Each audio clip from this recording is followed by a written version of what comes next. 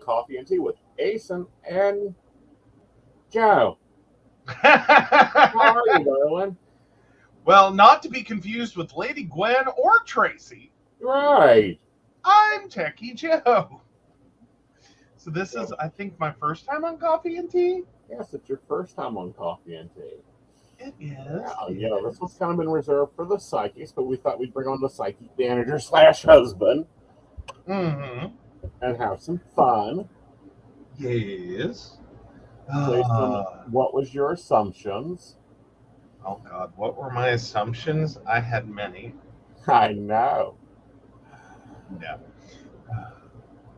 So, it's different being the spouse of a husband. And we've actually seen that there's a difference in success levels when the spouse of the psychic is either on board or at least out of their way. Yes. Yeah. Well, let's see, because, there's a few different layers there. Like, it's a spectrum. Right. Like, but you have the... back up. Okay. While it was still in your memory. And talk about when we first started dating, what your assumptions of the business was comparative to what it actually has been for you. Well, I was a little concerned in the beginning, to be honest, because I'm like, you're doing what?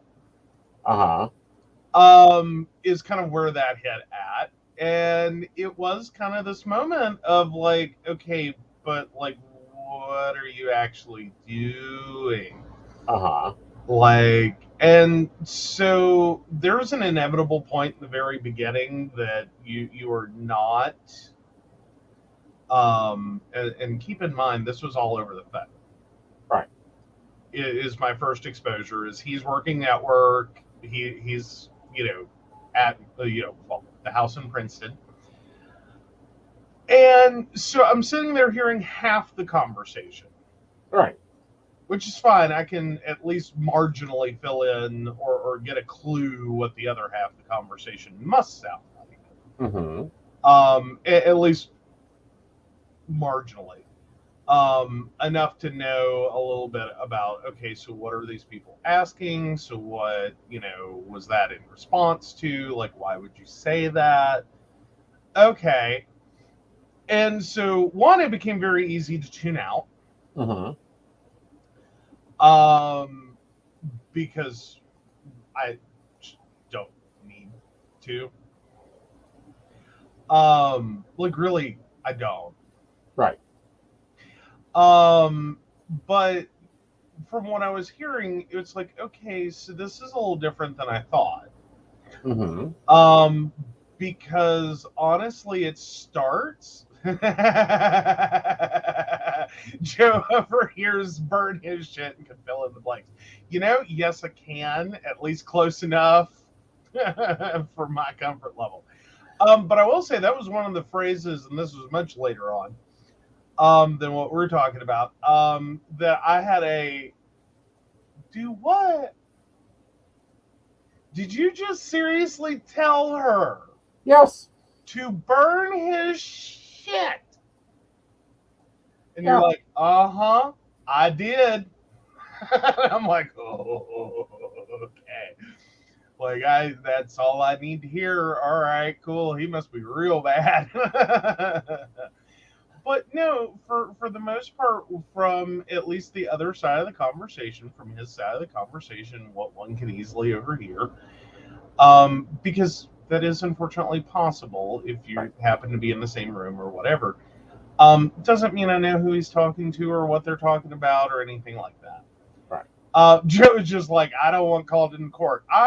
You know what? I just want him to make it through and not get not face a civil suit because someone done gone and burned his shit and goes, my psychic told me to. And it's like, no, set up an LLC, please. Oh, I don't do those games. What? Yeah, anyhow.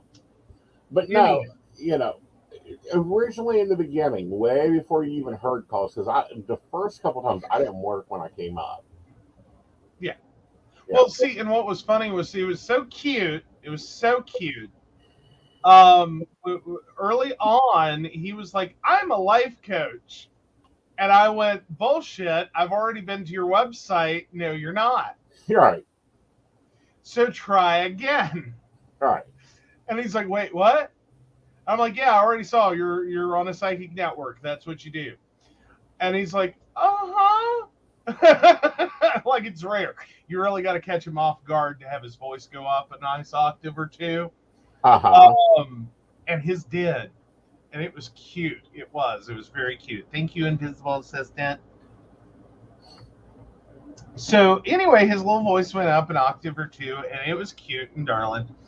And he was like, "That's because you used my own advice on me." "What? Cut your shit?"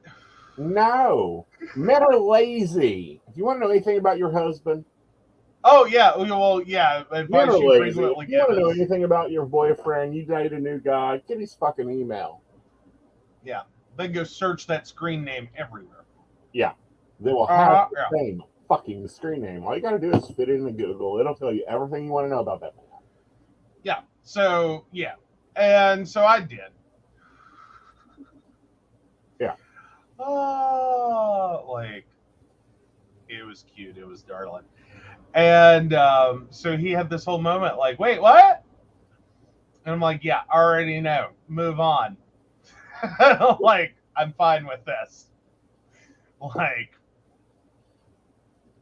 consenting adults spending money however they choose to spend it for whatever that is.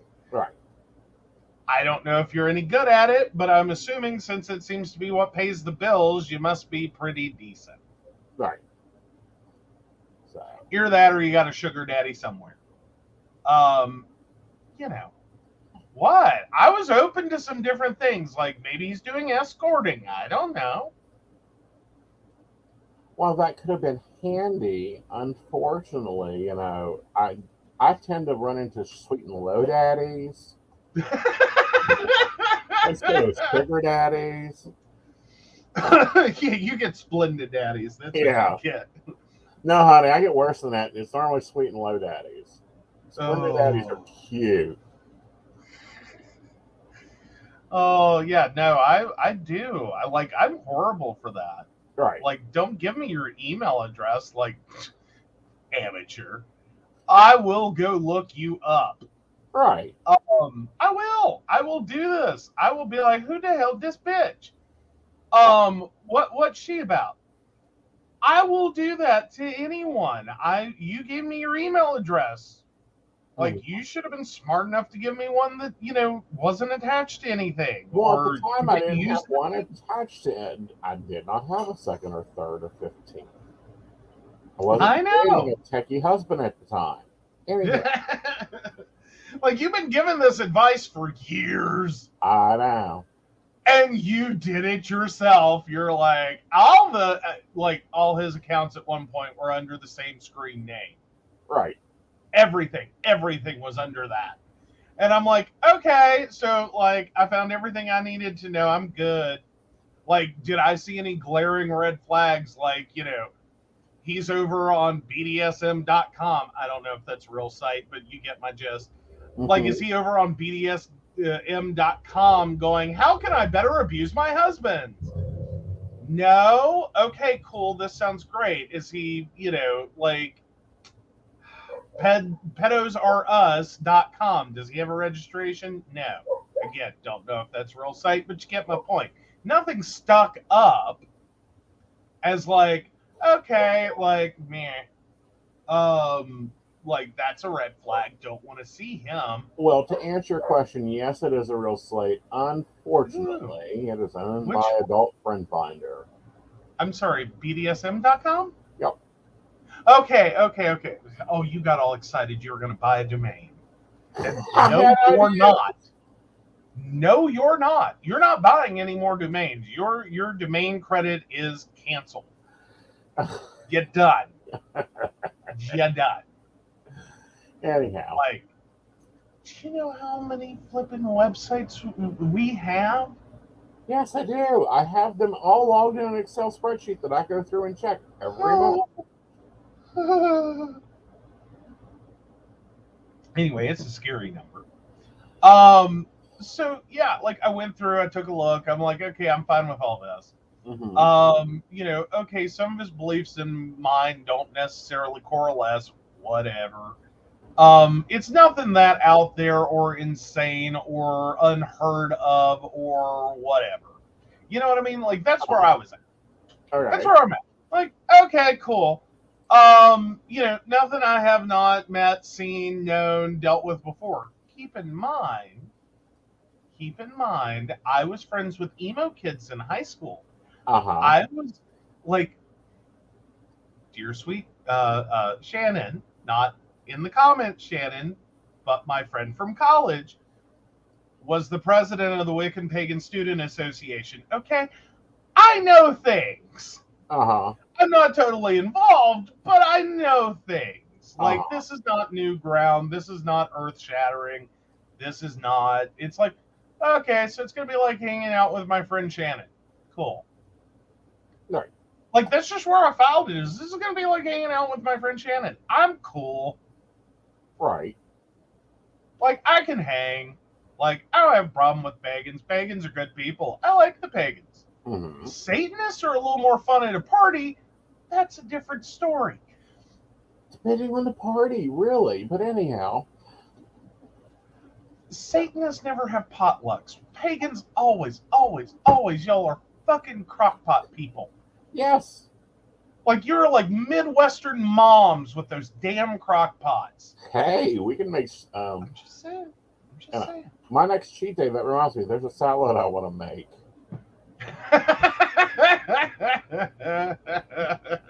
Speaking of Midwestern moms, I know what TikTok you're on.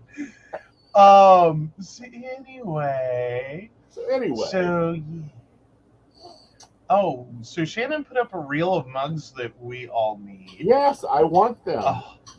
I'm looking for his visa as we speak, Shannon. Nice. Oh, crockpots are just modern day cauldrons. True. Oh, yeah, he brought it up the same time I did. Yes. Yeah, crockpots are just modern day cauldrons. Yes. Yeah. Okay. So what was your first thought? You want me to go where, and then you have an event the next, like, wait a minute. You have an event today, you have an event this evening, they are nowhere near each other, and then you have an event the next day, and then you have, that is a full day event, and then you have another event. Yeah, it's Hell Weekend. Is this how my life's gonna be? Because I don't think I can do this. Because the first time he takes me on the road, it rained. I don't mean like it was a cute little drizzle and blah, blah, blah, blah, blah. No. We do a 3-day triple header. Well, technically a quadruple header. There were 4 events. All right. Over a 3-day period. And oh my God, your little dog too, rained all 3 days. I'm driving. You insist on driving. You insist on driving. I know, but not when I hear as I go past every sign on the road. Yes, I did. At least I did take you to a festival your first time out. Well, you do what now? I didn't take you to like Sword and Stone or Oh no, you didn't take me to a festival. I was really disappointed to learn now that Skyclad just wasn't a thing. I was like, man. Yeah. But All right. What? I'm allowed to have purient interest. You're allowed to have all the interests together. And important comments that need to be shown. Did he try to murder you with aloe by that time? No, he had not. Yes, I had. Huh? Yes, I had tried to murder you with aloe by No, then. you attempted murder with aloe like a few months after. No, that was like within the first month of us seeing each other. Really? I didn't Yes. think it was. Yeah. Okay.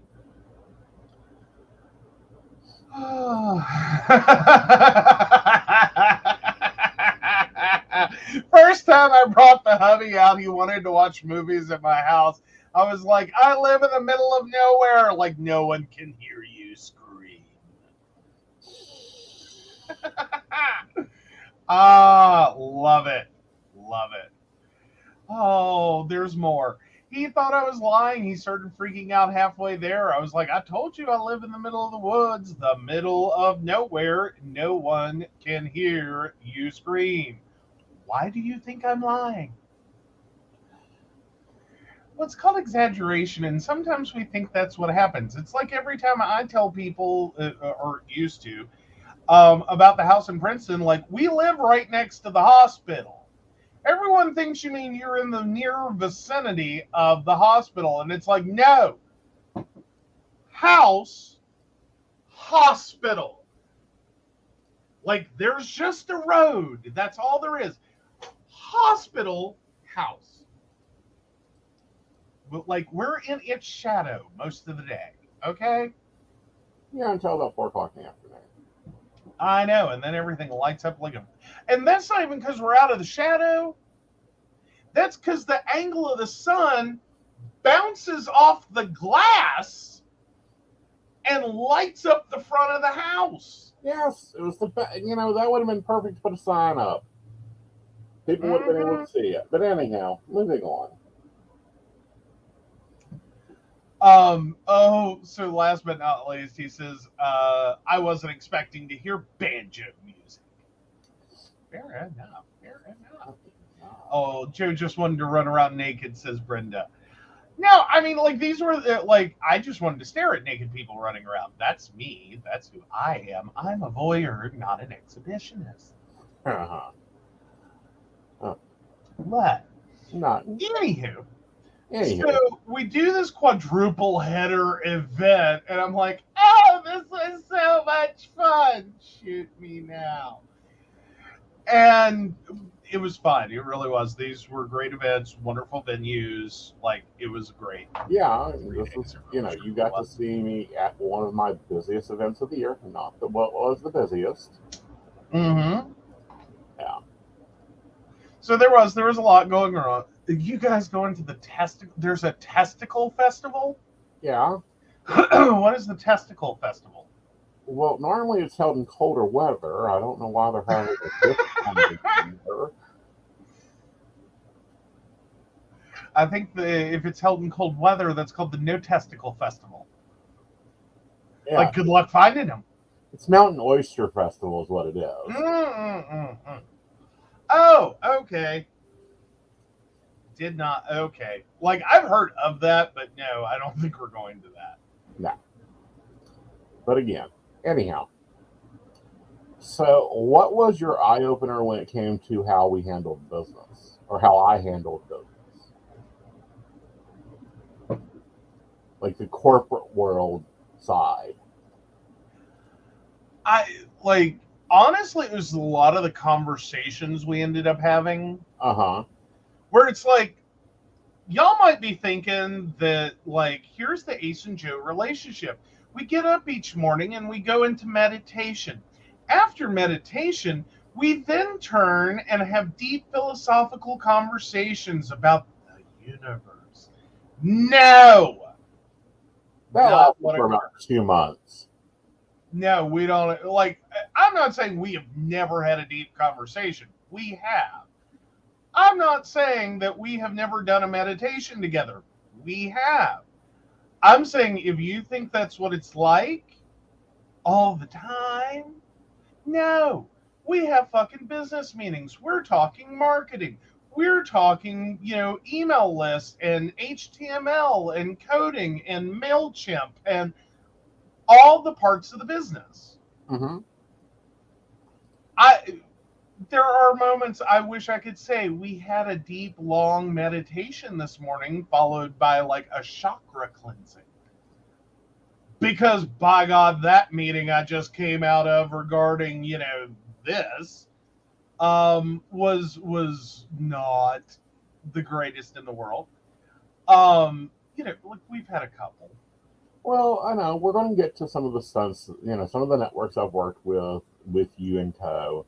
And some of the Oh stunts. yeah. Well, like good example of a bad meeting was the one over the Indian company.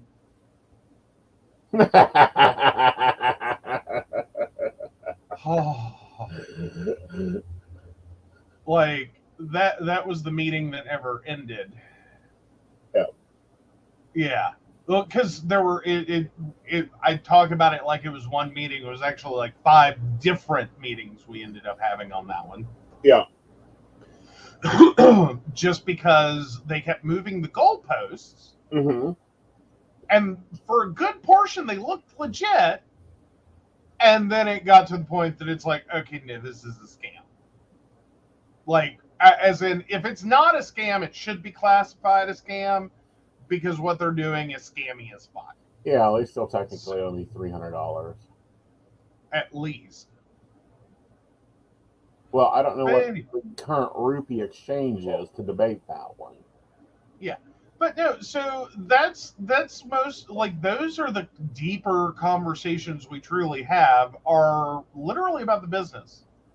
Yeah. Like Joe circa 2005 taking schools at the Bryan School of Business and Economics, Joe moved over and basically just started having similar conversations. Yeah, I just wish you had paid more attention to employment law. Like that could have came in handy a little bit around. Legal environment of business with Eloise Hassel at 8 a.m. What all is wrong with that sentence? Well, maybe you should have had extra coffee and woke up earlier to take notes better. But anyhow, bullshit. Did you think that this would be that there was as much business into the business as before? I figured there had to be at least a component of it. Uh-huh. I just wasn't sure where you were going to be at on the spectrum in the very beginning. Okay. As in, some people accidentally have a business. Uh-huh. You know what I mean? Like, they're doing the services and they're doing things, and okay, they just so happen to be good at social media, or okay, they just happen to be good with graphics, or okay, they happen to be good with whatever. But it's not really a plan. Like, they don't have a you know what I mean? Like, they're not building a business. They're not intentionally having a business. They're just doing shit. Right. And it seems to work. I didn't know if you were going to be over there or if I was going to eventually meet your management group. Uh-huh. That's the spectrum. My management group. Pardon? You have met my management group when I was on jury duty.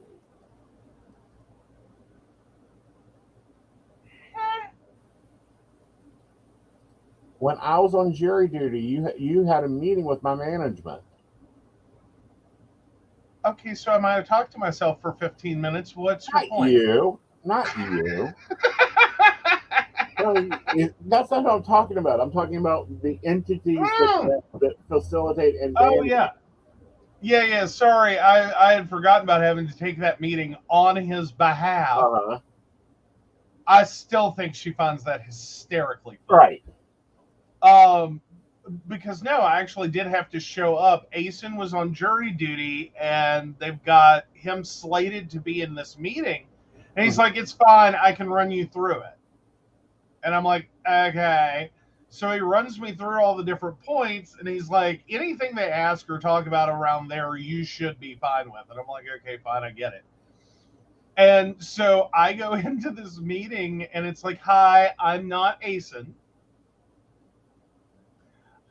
He unfortunately has jury duty, blah, blah, blah, but he has sent me in his stead, and we're going to see what we can accomplish today. All right. So we had a lovely conversation. It was great. I still think they found it hysterically funny. Yeah. That, like, no, really, there's an alternative Aeson we can talk Yes. to. It's like, yes, there is. I'm his partner. Hi. And yes, I do know a bit about this business, and I can also more politely tell you everything wrong with your company if you want me to. Or in your industry and your, like, I'm not going to be as brass as he is, but I can tell you some things. We have conversations. I deal with some of this crap. And see, I think that's what surprises people. Okay. Like, it took me a while to get my new manager to realize I am not the cookie baker grandmothers you're used to. I am also not the enlightened ones that sit on the mountain and meditate for 5 hours a day. I want to know what the market share proportion is currently comparative to X, Y, and Z. And also, while you're at it, go ahead and let me see how destructive your fucking ad campaign is for June. Like, let me just prep myself for how stupid you're going to be. And yes, I have said that in meetings before. I think Joe was a little bit like, what the fuck? First call, because that's when they were doing the SEO, and I was like, you're a fucking idiot. Well, and with Shannon, yes, I'm the nicer one. Yes. Like, all of our friends know this. Like, our families know this. Like, his mother calls me because I'm the nice one. Right. And that's truly what it is. That's what I finally realized. Anything she thinks she might negatively react to, she calls me first. Right. Like, that's how that works out. Which is basically everything, but that's beside the point. Yeah. No, but I am the nicer one. And that's why it can sometimes be challenging for people when they realize that, like, and it rarely happens, but it has happened. If I'm ticked off and I'm coming at you both barrels blazing, you don't even want to talk to him. You don't even. There are people like, that are just still not wanting to talk to me. I have long memory with that scrying mirror, Brenda. Oh. Brenda says Aeson is on the throne with his finger on every part of the kingdom, glancing at the crystal ball and scrying mirror at the same time. Most of the times, yes. Like, I can tell where a network is going very quickly. Oh, so Shannon says Edwin would tell people, I'm not the mean one. I can go get her if you want. I actually have had a moment or two, and the road project was when and it was literally at the point in which I was flipping my shit. And I'm sitting here having to deal with the most asinine brick wall of a site manager who is like, we're going to do whatever we want to. And trying to talk to him about what he's doing wrong. And he's already shooting me that look like, do you have a less crazy person I could talk to? And so I just kind of went ahead and headed that off and said, I am the one who is reasonable. Like, I can go get unreasonable. He's ready to just rip you limb for limb, and he's already got a voodoo doll with your name on it. All right? So I don't think you want to go any further with him, but, that's an option you have. And I don't have a voodoo doll with his name on it. Gizmo's already chewed that up in the first few weeks of him being here. But no, I mean, so told you you're a dragon, you aren't letting any part of that horde go without an eye on it. Exactly. But, so what has been your, what was, well, one, I want you to tell them about what you thought probably the first 2 years of our relationship. What are you talking about? You mixed up the word mentalist with psychic. Oh. It wasn't that. like, hold on now. You keep ascribing things to me that aren't exactly true. Like, it's how the conversation went down. You are correct. I'm just saying, if you can read my mind, Uh-huh. I am not going to be sitting here thinking things that I ought not be thinking in proximity to someone who can read my mind. But go ahead and tell the full story. You take it. You're up there with it. You take it. You're the one that done it. What? So for ages, I would come in, we would be having a conversation, and he'd be like, just growling at me. I'm like, what the fuck? What is your problem?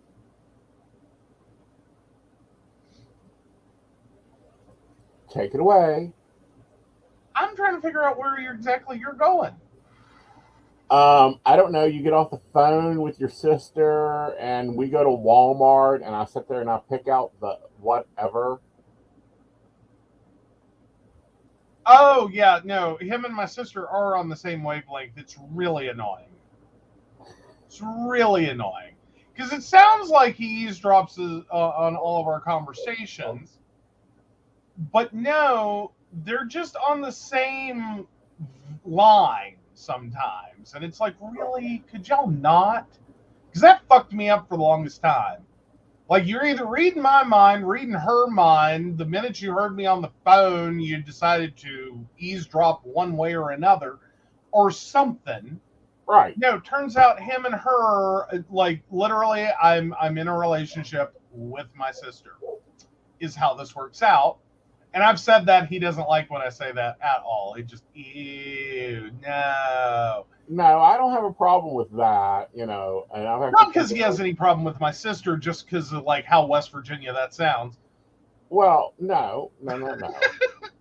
They say West that guys Virginia, date men like their mother. The guys look for women or men like their mothers. Looking at your sister, she done a lot mothering with you, so I can get comfortable with that. Like, that's okay. What annoys me is when you've told her something that's fairly important to me, and you think that you've told me. That's where we have the problem. Oh, it doesn't happen all that often. What? It doesn't happen all that often, okay? I'm not saying it doesn't happen. It does. Yeah. Sometimes the duplication of conversations, Uh-huh. I get a little lost. Mm-hmm. Because she'll start talking about a thing, and then he'll start talking about a thing, and it's like, the hell are y'all doing? Like, what are y'all doing? Like, is there a damn list y'all are on? Like, I thought for the longest time there's got to be an email list. That's all there is to it. There's damn weird esoteric email list that they're both on, and they're sending them shit, and it just occurs to both of them. Like, as in, I was just thinking it was similar taste and preferences, and they're both getting the same damn email. And then all of a sudden, we're talking about rain barrels. Hey, leave my rain barrel alone. I've got plans for that. Fine with your rain barrel. I don't. I also would like to have a bigger but one. It's weird. It's weird. I'm just saying it's weird when out of nowhere you start talking about rain barrels. I call my sister. She's like, hey, we have extra rain barrels. You want one? What the fuck? What are y'all doing? What? I just think it would be awesome if we could have our own rain barrel that hot water and fed the washer, the toilet, and I don't know, any other gray water sources we needed. I don't want it going in the washer. Why? Ew. Bird poop on my clothes? No, thank you. Like, you can flush the toilet with bird poop all I care, but there's no bird poop in the rain barrel. Especially birds poop while they're flying. It's got to happen over the house. It rains. It flushes down into the rain barrel. Well, one, we don't have a guttering system for that. Huh? We don't have a guttering system for that. Well, I know, but where it's set up, it basically is a gutter. True. Yeah, But they were in cahoots just to fuck with you. I thought that. yeah. It's like y'all are just doing this shit. Mm-hmm. Like, you has to be. Right. No, they're on their own thing and just like happens to be the same thing. It's like, what the hell? Right. And the roof is safe for drinking water because it is a 10 galvanized roof. But we're not going to be drinking it. Yeah, no. Although, then again, like, see, now I'm having flashbacks to your ex. Which one? I have a few. The one over there living in his daddy's trailer with the catchment system that's fucked up beyond all belief. Oh, yeah. The one that cannot maintain shit. But anyhow. Doesn't matter if he maintains it or not, his father screwed it up with the design. Well, again, that's because his father was an idiot and wouldn't install the filtering system that's required for it. And a few other parts and pieces. Right. Yeah. Not to mention the design is absolutely screwed. Right. But that's beyond the point. Yeah, that's beyond. I was just traumatized by it. Like, this is like, here's the thing. I'm I'm one of those people. I can appreciate like this live off the grid concept. Like, I don't want to do it, but I don't want to be off the grid. I just want to supplement the grid so that I don't have to pay out an arm and a leg for stuff that really doesn't matter. Okay. Well, but what I'm saying is, I don't have a problem with like, I find off the grid stuff really interesting. Mm-hmm.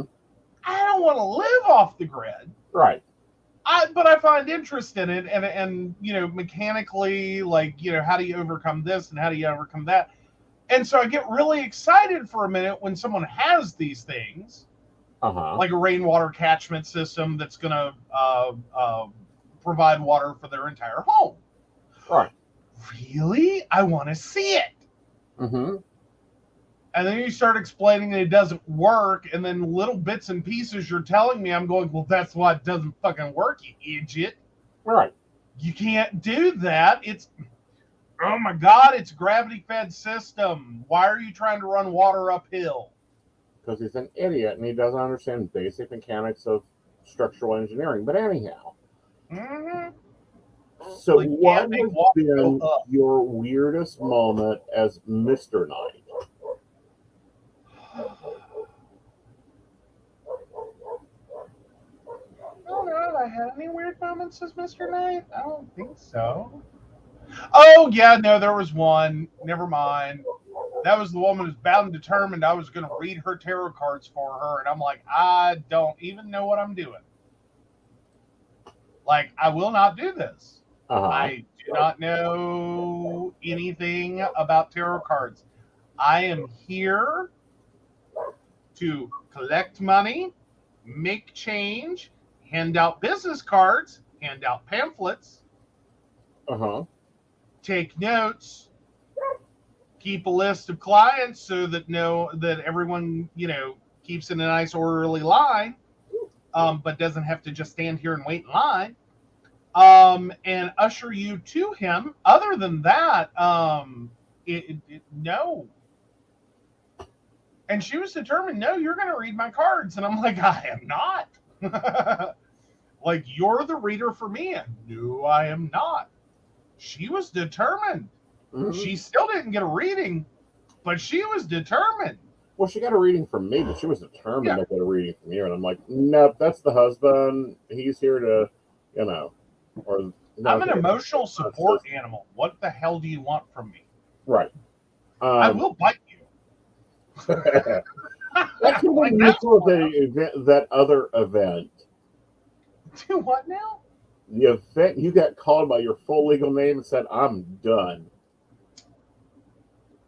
Well, not my full legal name. You just used my first name for the first time. I was like, what? Yeah, no, I don't even call that weird. That was just one of those situations that bubbled out of control. Like I knew earlier in the day this wasn't going to go well. I just didn't expect it to go that badly. Go ahead and tell it. To tell it, Yeah, go ahead and tell it. okay. So we're at this event, and there is a guy that comes in, and it's like 11 o'clock in the morning. Okay, this is when this event starts. 11 o'clock in the morning, the gate open on this event. It's an indoor event, but still gate open. And this guy and his girlfriend come in, and it's pretty obvious from the get-go, like he's had a few this morning. All right, like he's at least had a couple of drinks. He's happy-go-lucky. Okay, so we literally been open for minutes, and every space was filling up for him for that day. The only thing I had left was a 4 o'clock or 4:45, excuse me. It was the last appointment slot. Like this event was going well, phenomenally well. All right, so I get him all written in for his little 4:45 appointment, and he comes back every hour on the hour. This little man. And every time he comes back, he's a little more inebriated. Okay. At the point in which he came back at about 3 to see if we were ready for him yet, because I had pointed out occasionally you do get on a jag and sometimes, but he really wasn't understanding what I meant. Is I meant like 15, 20 minutes early. Like sometimes you get ahead of yourself and like you're ready to take the next one, is what I told him. So, but anyway, he had kept coming back. I kept trying to explain. I finally gave up. And anyway, so he comes back at 3 o'clock to see if you were ready. And he's struggling to stand up. You know what I mean? Like when someone's so inebriated, like the bottom half of their body's working, but the top half is just like, yeah, that's where he was. And I'm like, I feel bad about this one. Like I had a whole conversation with one of the other people that was working with us for that event. And I'm like, I don't think he's going to get anything out of this reading. Like, I don't think he's going to remember it tomorrow. Like, that's how inebriated I think he is. And it's like, you know what? We kind of talked it back and forth. And it was like, because, we're realizing we could give him his money back and just, hey, whatever. And it was like, you know what? He's an adult. He made a purchase. If he can't control himself and his impulses and everything else, that's not my responsibility. It's not my responsibility. That he decided to day drink at an event that was not a drinking event. It's not like we were at an Oktoberfest and there was alcohol like in the next room or something. Like he had to have brought his own whatever to be getting inebriated on. He made his choices. That's it. And so finally, 4:45 rolls around. We seat him for his appointment. I'm surprised he's still on his feet at all. So I'm all right, cool, good deal. He made it, whatever. I don't even really care if he remembers tomorrow. Just in and out. We're done after this one. This was literally his last appointment for the day. And so while he's starting this appointment, we're starting teardown because the event's getting ready to end. And we're one of the last people there because there's still, appointments that had to be taken care of. So anyway, we start the teardown and could not have been 4 minutes into his appointment.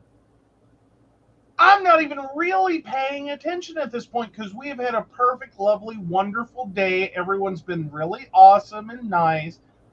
And the most I'm expecting out of this drunk dude is he might vomit or pass out. One of the two. Either which way, not a big deal. Like, la, la, la, la, we're doing teardown. And all of a sudden, I hear my full first name from across the room. I realize it's come from him. And so I turn around because the rest of what you said was, this one's done. And I'm like, okay, this hasn't gone well.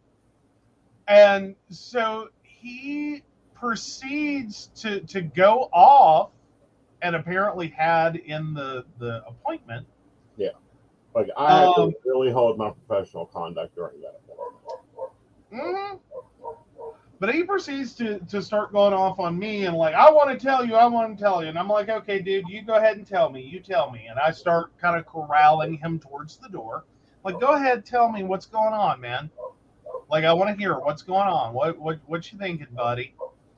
And because I'm like, you're getting out of here one way or the other. I'm just going to body steer you. Because lovely thing about people when they're drunk, they'll walk in whatever direction you're walking. You can corral them like you're herding animals. You truly can. So I'm taking advantage of that, and I'm bouncing him out the door while he's going off and blah blah blah, and he's a fake and liar, and he's full of shit and blah blah blah. Oh, okay, man. Yeah, I'm sorry you feel that way. I'm sorry it wasn't a better appointment for you. By this time his girlfriend showed up. And it's pretty clear and obvious to her that he has started some shit. So she takes over from there with the like, I'm so sorry. And starts corralling him away. Fine, we're good, we're done. Everyone got out of this. No one's gonna get injured. Like, drunk dudes out ass beating, namely him. Yeah, but anyway, everyone's out the door, everything's good, everything's fine. That's all you can ask for in that situation where a drunk becomes belligerent. Mm-hmm. Is, okay, let's get this detentioned and people separated and out the door, and we'll just, move on. Oh, that's not where the story ends.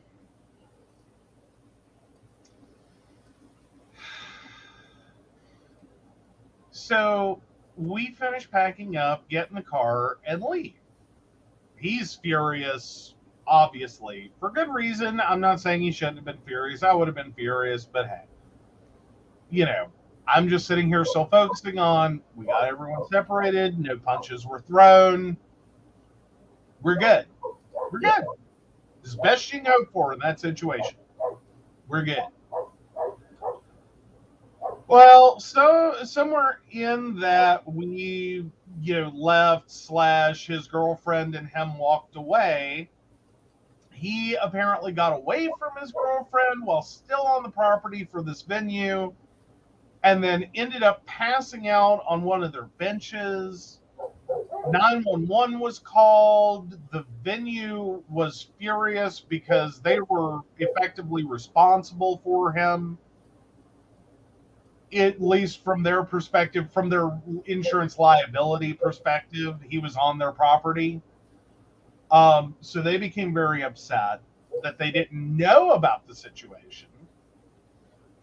So yeah, but it was one of those, look, we did the best we could.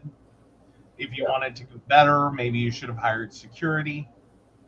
You don't have to hire them. You may have wanted them to work that day. Mm-hmm. Mm-hmm. Well, but I mean, for the event specifically, have someone hired, paid to be there as security for the event. I don't have time to like, one, I shouldn't have to bounce or anyone. Right. I'm not your bouncer. I shouldn't have to bounce anyone. But at the same time, like, okay, I got the situation de-escalated best I could. No one got injured. No one got hurt. Like, at that point, good luck. Was my theory on that dude. Mm-hmm. But it turned out, like, drunk was the least of his issues. Yeah. He was a little bit more than drunk and thought it'd be cute to threaten me. Hmm? and thought it would be cute to threaten me. And I was very professional, as I was when, like, I dealt with the protesters in South Charleston, and we were like, what are you going to do? And it's like, I'm going to do this goddamn event. Get the camera. Yep. Well, not get the camera, but, save the video. We may use this for later, but Exactly. yeah. But no, I mean, all in all, it wasn't a horrible situation. Just the venue was a little cranky. Yeah. It all got smoothed over in the end. Like there were some terse comments with the group that we were with about like, hi, they wish they had known. And I'm like, look, you were there. Right. You were standing right there in the room. You were there in the room. You were the one I was helping get packed up. You were there. You watched this happen. Mm-hmm. Well, but I didn't know what was going on. And it's like, okay, but like we had a failure of communication here is the best I can tell you. Because this was so far out of bounds Mm-hmm. and had been all day. And honestly, everything I could tell, he was just drunk. Mm-hmm. Like, I'm sorry, I'm not really good at detecting someone is on illegal substances. Right. And I don't mean marijuana. Right. In addition to the alcohol he's imbibing. Right. Which, please don't do that. Do not come to my table high. Because, I have a driver, Well, and let's clarify there. Like, drunk you can deal with. Yeah. More importantly, I have to deal with. Yeah. And I can deal with that. I'm like, it's fine. He gets a little tipsy. Like seriously, he works an event full of people drinking. He gets tipsy. Yeah. It's rather funny. He's not that he loves it, but like we can tolerate this. Drunk is okay. Like preferably not like totally wasted. We'd really prefer you not get a reading while you're totally wasted. Right. But if you've had a few drinks, that's okay. We can tolerate that. We can work with that. But yeah, no, adding like illegal substances on top of that, please don't. No. Please I'm a raging bitch. Like it becomes very hard. Well, it becomes very hard on him. Right. And it's you're not getting a reading. No. Like I'm sorry, that's the end all story to it. If you show up at that table high as a fucking kite, and I don't mean you're drunk, I don't mean you've had a couple of tokes on a joint. Right. I mean you're high as an effing kite. Right. You're not getting a reading. You're getting like screwed up. You is getting the reading. Right. And that is that person because that's like a separate entity, and that's a whole separate energy for him to deal with. Mm-hmm. And that's the reading you're getting. Right. It has way more to do with the inebriating substance than like you as a person. Yeah. Because that's not something he can control, whether or not he picks that up. So, take with a grain of salt if you show up at his table and you're woo,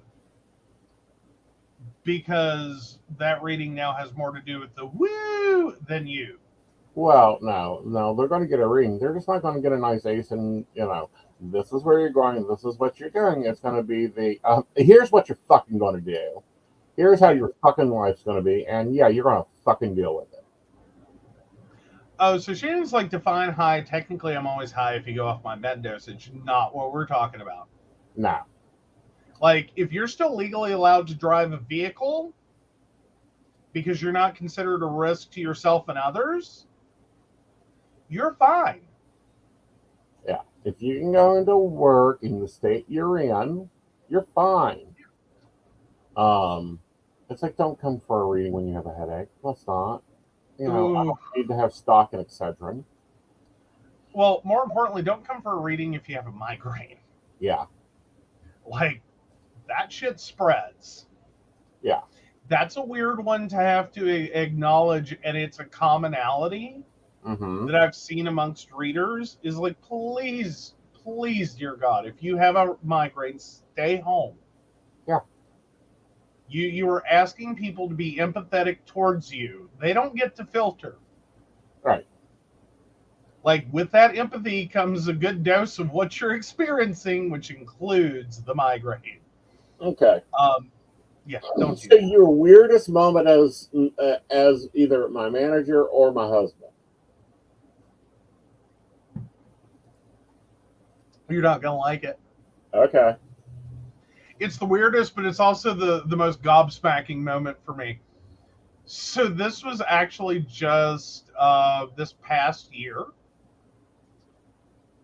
and you had an event, a private party, Uh-huh.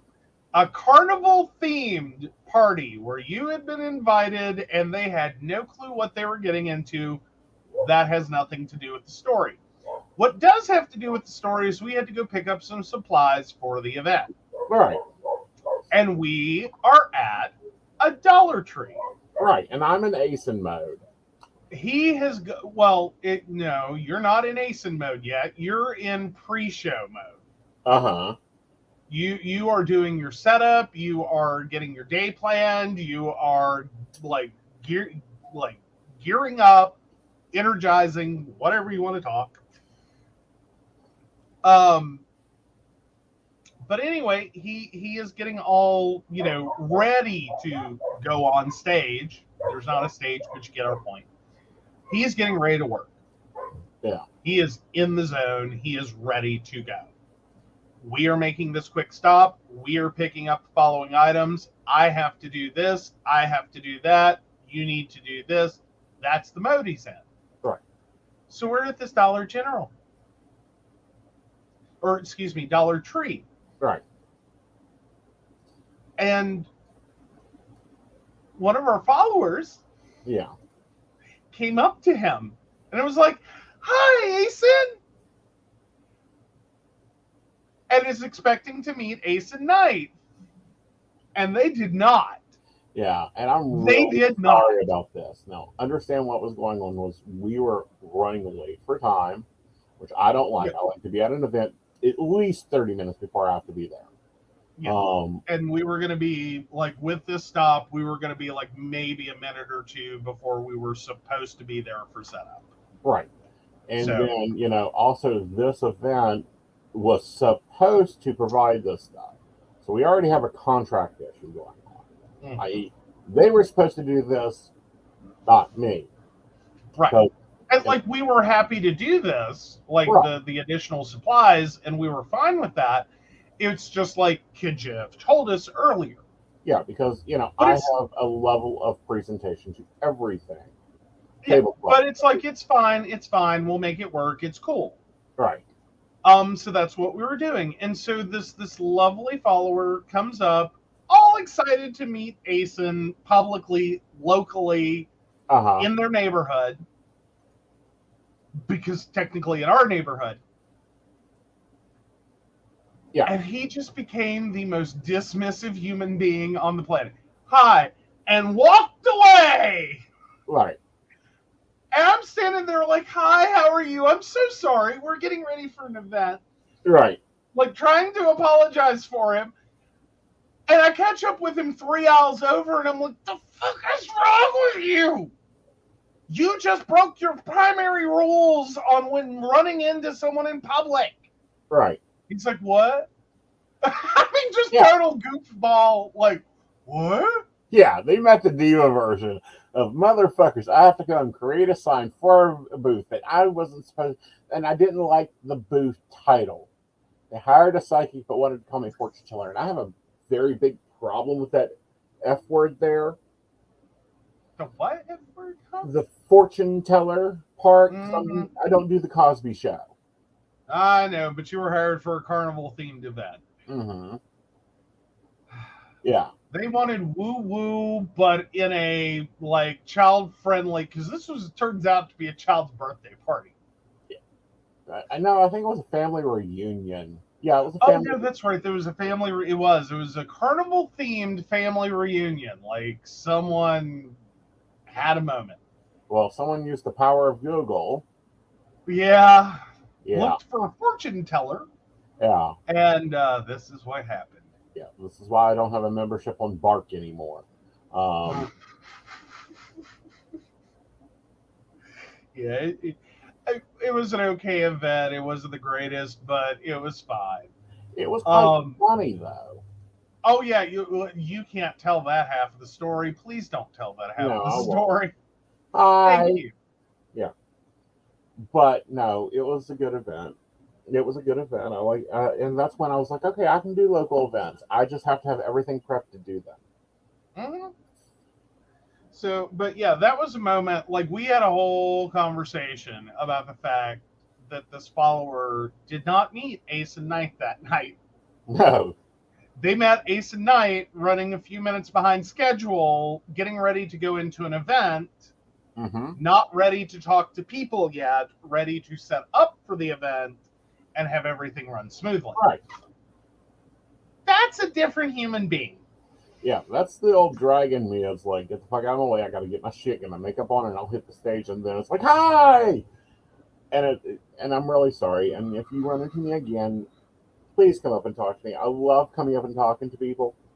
Just sometimes you have to understand Maybe where say I'm hi to from. me first. Yeah.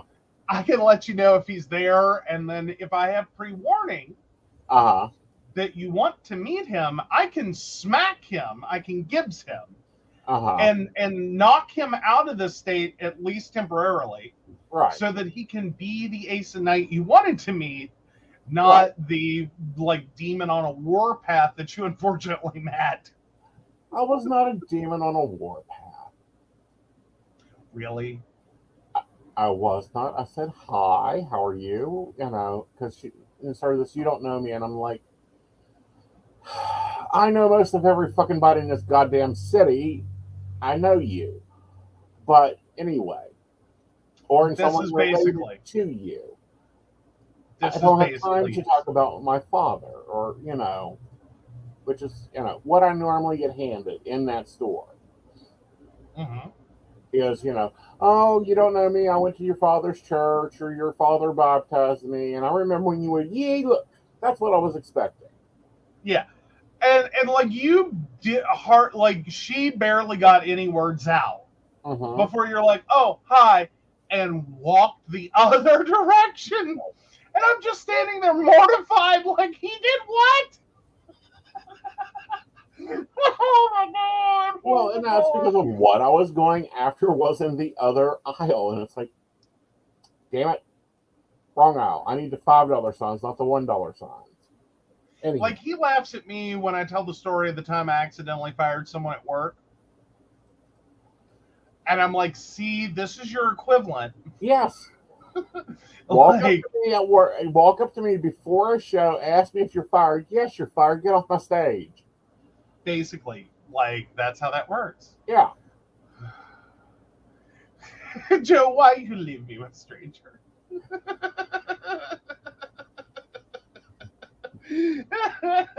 Brenda says, LOL, you don't know me. Aeson, no, and not going to right now. Pretty Pretty much what this much. person got. I was mortified. Like, he has over and over and over preached. Well, prepped because Preached. people, when they first get into the business, and we're going to have to wrap Right. up, but when they first get into business, they're either a not used to public attention, Mm-hmm. or B, Or what you expect, or what you were initially like. You quick read the situation. What you thought was happening was you don't remember me, but I used to go to your dad's church, or some other normal thing. right, And then you actually run into someone you truthfully do not know who listens to you on a show, who has bought products and services from you, who has whatever, and they're just, oh my god, you're a YouTube people, you're a right, YouTube people in my neighborhood, right, and they're excited and they want to meet you, right. which is awesome. But if you're not ready for that, it's sort of like the Brene Brown Right. moment that she talks about, I think in a Target, where it's oh, what is it? You're the shame person. No, it wasn't shame person. It was vulnerability Ted or whatever. Like she was an action figure. Mm-hmm. So yeah. Anyway, like, and there's this whole moment of like deer in headlights. Like what? Yeah. But Who anyway. are you? Why are you getting near me? Right. And so we warn clients.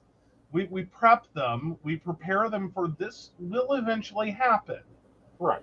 And he preaches, he preaches, you have got to be on stage anytime you leave the house. Right. You got to be ready for this stuff.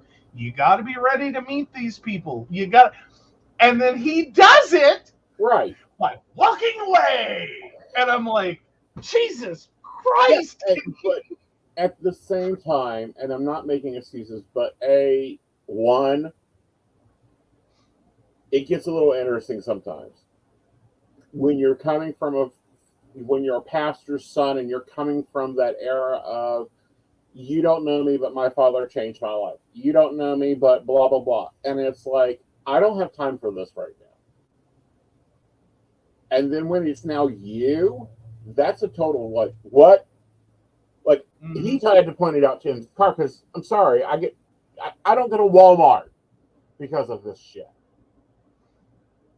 Well, Brenda says, granted, I've learned to ask before hugging now. Shannon, I wasn't going to call you out, but since you called yourself out, I saw it. I witnessed it. Yep. You deered in headlights so hard when she said your name at Beltane. Yeah. It was like, how do you know me? Where are you from? Why are you approaching me? Was kind of like your reaction. Yeah. And it was so cute. It was so cute. Especially since you two talk so much in comments and stuff. It was so great to see you two finally meet each other. Yes, but it was hysterical, the look on her face. Yes. And I politely, and y'all got to give me credit, I didn't utter a sound, didn't say a word, just pretended someone farted in church. And just went on. I soldiered through. I drew no attention to it, said nothing, not a word. But since you bring it up, yeah, you deered in headlights hard. Yep. But let's wrap this up. So your 3 tips for the psychic husband. For the psychic husband. Okay. Well, spouse. Let's go with spouse. Okay. I know predominantly it's going to be husbands. Predominantly, like in your industry, you're well outnumbered by women. Yes. But so here's my advice. 1, don't be a dick. Please don't be a dick. You don't have to be supportive. You don't have to go to every event. You don't have to carry and set up and load cars and all. You don't have to. Right. But don't be a dick about it. Like, do not spend your time going off on them because they're taking advantage of people. That's not what's happening. It really isn't. Now, if you truly are married to someone who's taking advantage of people, that's a whole different topic. Has nothing to do with this. Right. That you need to have as a conversation with your spouse and put nip that in the bud. Right. But in general, no. Like, and if you need to make sense of it because you see it as devil worship or whatever, you have a religious conflict with this.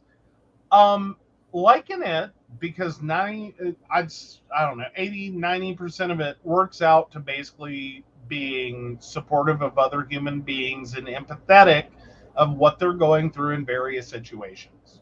Mm-hmm. Like, you strip the tarot cards out of it, that's what it is.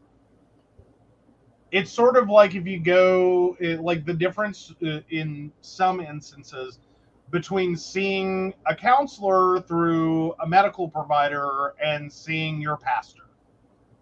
Like, you take the Bible out of his hands and put the office in a different building, it's generally the same thing. Mm-hmm. Like, just not as much reference to God. Same thing. So that's my number one tip. You don't have to be supportive. It is preferred and appreciated, but if you're not going to be, supportive, don't be a dick. Right. Two, you will be surprised to learn, happily surprised, most of the husbands aren't into this. And when I say aren't into this, I mean they're not. This isn't their belief system. This isn't their exact thing. Like they're not psychic. They don't do tarot. They don't do they are ordinary people. This is usually not a two-man show or a man-woman show. Like there is one who does this, the psychic, and then the spouse usually totally not. You'll be in good company with very normal people off to the side behind the scenes. You will not be stuck and forced and have to have deep conversations about esoteric metaphysical things. You'll be fine. Because that's been a fear. I've met a couple that are like really freaked out that they're going to show up and they're just going to be the only one. Mm-hmm. Who is not like totally down with like I'm here and I love my crystals. No, this isn't how this works. There's typically one that's the psychic and they deal with the woo, and you just deal with unloading and loading the car. Mm-hmm. Normal business kind of thingies. That's my second tip, and I'm trying to work up a third one real quick. What? Because those are my big two. I don't know. Maybe bring your iPad. Bring something to entertain yourself. Oh, sort of, but no. Three, because you bring up a good point, but not the point I think I want to make as the top three. But very close to it. Learn how to tune out. And what I mean by that is if you're working events, if you're living in the house with them, whatever, you're going to have to learn for your own sake how to tune out your spouse, which sounds horrible. You gotta. Like, because you'll go crazy listening to half a conversation that's probably about someone's shitty boyfriend. Mm-hmm. Because, I mean, like, let's just go with averages. Okay, he's going to average about 20 calls a night. He's going to, on average, be talking about someone's relationship that is not going well. On average. You are going to get a little confused because you're not going to necessarily catch when one call ends and another call begins, and you're going to think he's talking to they, whatever your spouse is talking to the same person, and you're going to be very confused. Learn to tune this out. Know when they're going to work and when they're getting off work, and during that period, unless you hear your name, you don't hear them. Like, just get very good at hearing your own name, and the rest of the time, you don't hear it. Yeah. Like, that's a key thing to focus on. I think that's helped me more than anything, because I know in the beginning, I would get confused. Because I'm sitting there, I can't hear their half of the conversation, so I don't know who the hell you're talking to. Uh-huh. I hear your half of the conversation. Uh-huh. I don't know when you've switched calls or if you're on the same call, and suddenly I'm trying to figure out, like, how, like,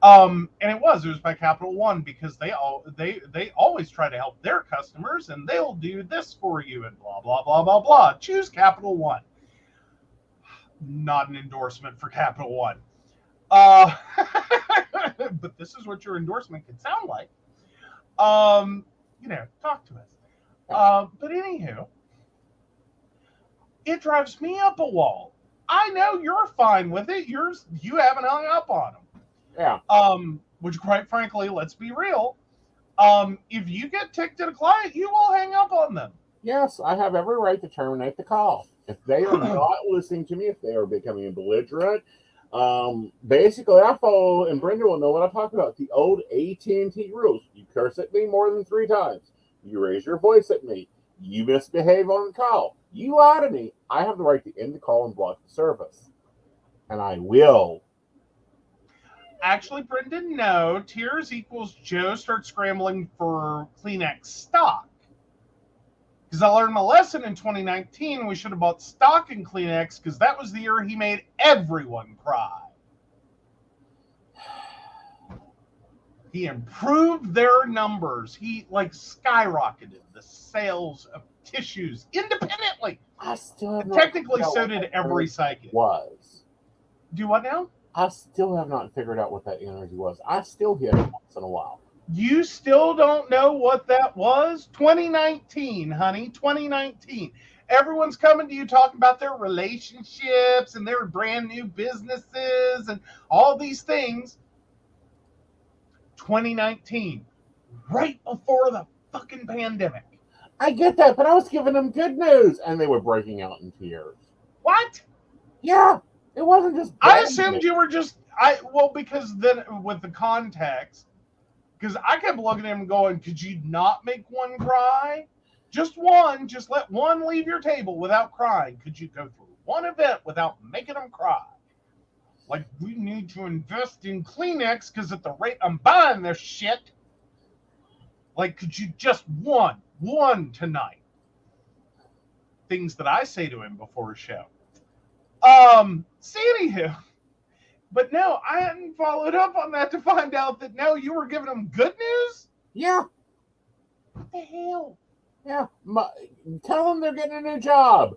Buckets of fucking tears. Tell them they're moving. Buckets of fucking tears. And I'm like, okay. You're crying, you're happy, you're crying. Like, everybody was emotional that year. Well, here's what I followed of it is 2019, no matter who he talked to that year, buckets of tears. So I'm assuming he's giving everyone bad news, and it's, motherfucker, can you start doing fluffy bunny readings? Because we're going broke on the damn Kleenex. Oh, God. Fine, we're switching to generic because we can't afford real Kleenex anymore at the rate you're going through it. Pretty box. Well, anywho. But so now, and I never asked, and you never told me. So when we got into 2020 and the world shut down, right? Well, that's kind of interesting too, because towards the end of 2020, it was like a lot of stalling would occur, and what I mean by that would be like, now we're looking at 6 to 9 months, we're looking at a year and a half, and I'm like, what the fuck is going on with these people? Like, why are something that should take a year, to complete? No, we're looking at fucking 3 years. Well, and I think that's when you must have also started having problems, because I know that was about the same time you started talking about, like, I don't think my timing's right. Right. Because you started complaining, you were giving people readings, and it was like the timing just doesn't fit. Right. Like, these are weird conversations we have because he notices something on aggregate. Right. You know what I mean? Like, amongst multiple readings, he's sitting here like, my timing is off. This can't be right. Right. Like, they're supposed to be married in, 6 months, and I'm sitting here having to tell this poor woman that you ain't getting married till next year, or, right. For another year. Right. And she's arguing with me and whatever. Like, occasionally he would say things like that. I was, okay, well, I'm sure that's why she started crying. But you know what I mean? And no, it made perfect sense once the world ended. and everything shut down. No one was getting married anywhere. Right. Like, venues were closed. No one's holding a wedding. No one's doing this. Good luck. You can't find a caterer. You're not having an event. Right. For that whole year. Right. But that was, I think, also you started complaining, like, my timing has got to be wrong. Like, the cards are telling me one thing, and that can't be right. Right. Like, or I'm getting this energy, and that can't be right. She says they're going to be married in March. Right. You know, the same month that everything shut down. Yeah. Mm-hmm. Like, you know, and you just kept kind of complaining, like, I don't think my timing's right, or something's off with the way I'm perceiving time. Right. Or the Like, weird buys I would do, and you'd get so huffy with me. no, I didn't get huffy with you. You keep saying that, and that's not true. I kept getting, okay, I got a little huffy, but for not the reason he was buying the stuff. I always buy 2 of everything. I have this general thought in my head, if I use it all the time, and I have to go buy more of it, why not buy 2 of it and save myself a trip next time? I'll already have it on the shelf. Some things I just go into a store and just reflexively throw in the buggy because Bucket will use it. Uh-huh. Like coffee. Oh, look, it's on sale. I don't care if we've got 10 canisters at the house. It's coffee. We'll use it. Right. It's on sale. Yeah. So anyway, and I buy things in bulk. Generally, if he could buy a single roll of toilet paper, this man would buy a single roll of toilet paper. He would go to the store. At this point in our relationship, I am not wrong. No. You would have bought a single roll of toilet paper and just gone every time you ran out. Right. Drove me up a wall. Then all of a sudden in 2019, into the very first month of 2022, he starts looking at me and saying things like, should we buy the 48 count toilet paper? And I went a little weak in the knees and, oh, while at the same time going, where the hell is that every time I come home with 2 jars of spaghetti sauce? But okay, so we did. We literally, in January, we bought the biggest case of toilet paper. Like, we were at a Sam's Club. He stocked up. Like, we couldn't see over this cart. Toilet paper, paper towels, water, you name it, stocked up. We spent like $400, I think, on that trip. 600. And we're both having a moment in the car like, that was expensive. Okay, let's go home now because that's all we can afford to do. I hope we don't need gas. Putting down the road in my little Kia Soul. That is loaded. The ass end of my car was loaded. We had to fold down seats. Yeah. Like, I went shopping. And he's like, I'm sorry, I don't know what's wrong with me. And I'm like, no, I'm fine with it. Back up. Do what now? Then we went to Walmart, and I loaded up again. Yeah, went to Walmart, and we're sitting here going down every aisle like, well, we need green beans. Should we buy a box of them? You know how like the cans are in the little box piece? Yeah. Let's just get a flat of them. Right. Okay. Like, again, part of me is like, because this is how I shop. And at the same time, he's just like, I don't know what's wrong with me. I don't know what's wrong with me. I keep feeling like we should buy this. Like, we really need to buy this. Bread, oh my God, you found a sale.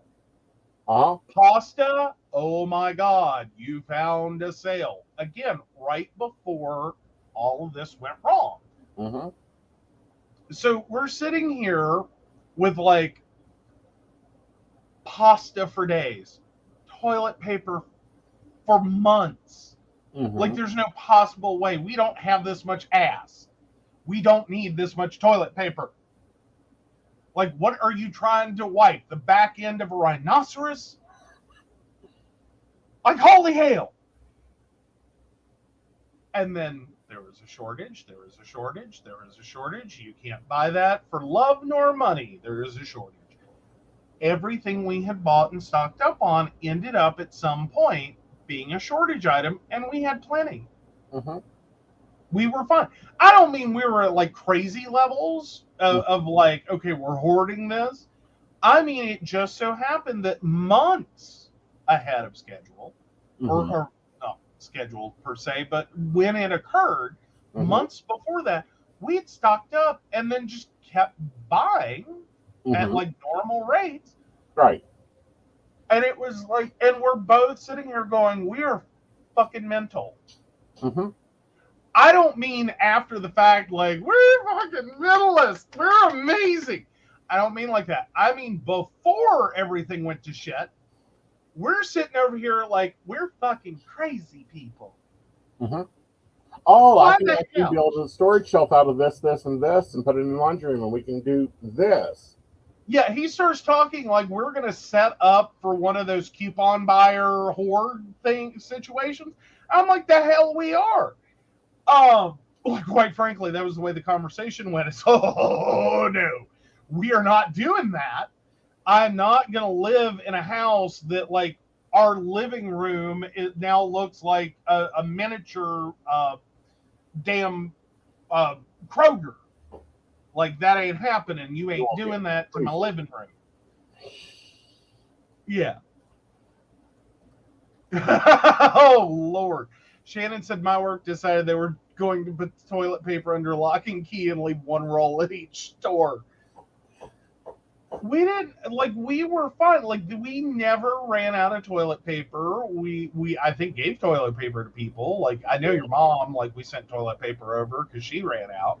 Yep. But there were just all these things that, like, we kept finding sales. We kept finding, you know, a deal or a two for whatever.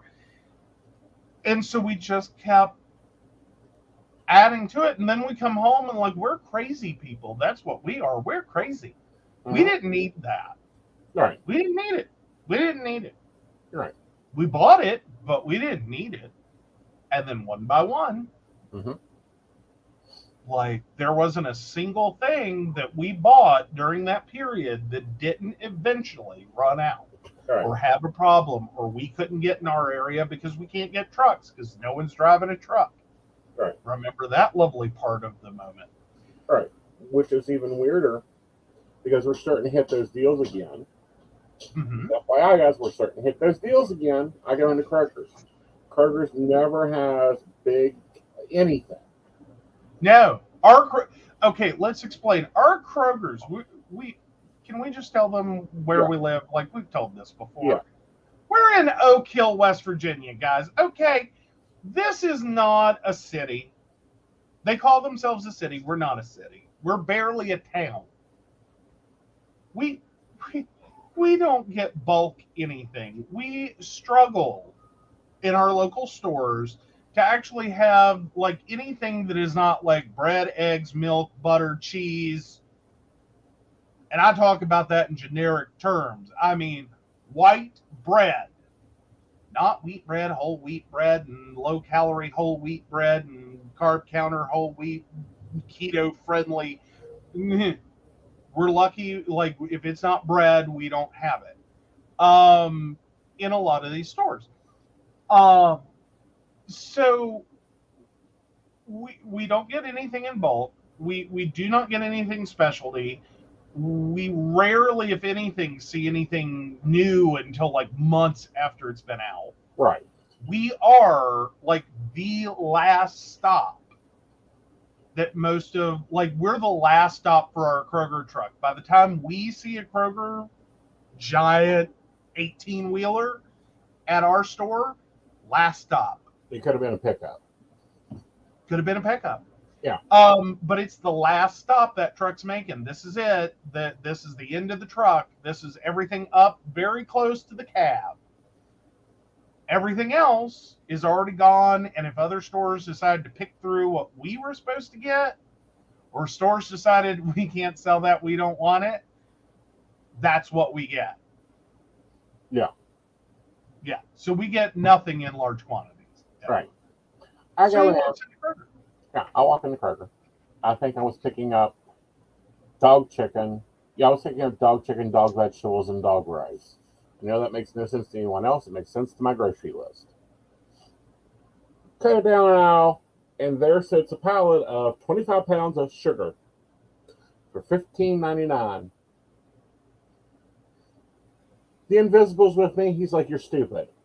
We don't have a place to store that." So he calls me because, mommy. I would take a veto and find an override. Well, basically what happened is mommy said no, so he called grandma. That's what happened in the middle of that Kroger. And he calls me. He says, "Honey, I'm at Kroger and there's a deal." And I'm like, "Okay, what is it?" And he goes, "It's 25 pounds of sugar for $15. My brain does not process 25 pounds.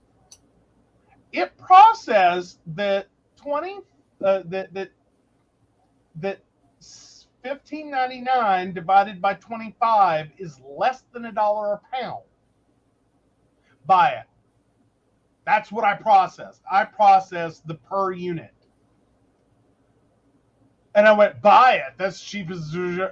And then I went, 25 pounds? And he's like, "Okay, thanks, bye." I'm like, God, I gave him permission. He's done. Yeah. Sold. All right. Buying the sugar. And I went, "Oh, God, I just gave him permission to buy 25 pounds of sugar." And I'm like, I have the storage containers for this. Mm-hmm. So, yeah, he gets home with it, and that was my first. Where the hell are you going to put 25 pounds of sugar? I have storage containers. Okay. I go up the attic. Yeah, he's not asking twice. He is not asking twice. He got told yes once. It's all he needed to hear. Exactly. And yes, Brenda, we do go to, when we go to Clarksburg, when we go to Morgantown, hell, when we go to Rock Cave, West Virginia, I'm taking a damn cooler. Maybe. No, yes. There's no maybe about it. Okay. So we did double check. The prices really were cheaper. Okay. Yeah. So, yeah, no. And we're not kidding. Rock Cave, West Virginia. If you're just sitting there watching the show and you're from West Virginia and you're still sitting there going, "Where the fuck is Rock Cave?" Middle of nowhere. West Virginia is where we have a medical professional. Yes, it's amazing. The best one in the state. Oh, yeah. He's great. Super Doc is great, but up the street is this little IGA, and it's the old-fashioned IGAs. Apparently, they've not updated their meat prices in 30 years. They had hamburger for $1.99 a pound. No, 99 cents a pound, and I'm like, fuck. Let's see, 3 hours home, 2 bags of ice will last 2.5 to 3 hours. Honey, is my cooler in the car? Did I pack my cooler? No. Fudge. Yeah. He was so upset. I was what is that? Like, let me explain this IGA for y'all. Have y'all ever heard of groundhog gravy? Because this store in their prepared food section has a biscuit and groundhog gravy. That's how far out in the middle of nowhere we were. Yeah. That's how far out in the middle of nowhere we were. Exactly, Shannon. That is when I'm doing the math. 1, to see if they have a cooler. 2, to see if it's worth the price. And 3, if I can get it home cold enough. Well, because here's the deal, though. Either which way we go from this point, it is at least 30 minutes to the nearest Walmart. So if he wants to just go buy a cooler and come back, this is 30 minutes out, 30 minutes back in. Right. Like, are you sure you want to do that? Yep. Yeah. Like, no, he did the math.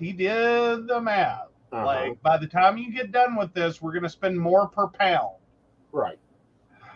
So like, I'm going calm down. Next time, including Ziploc bags. We'll have this under control. Yeah.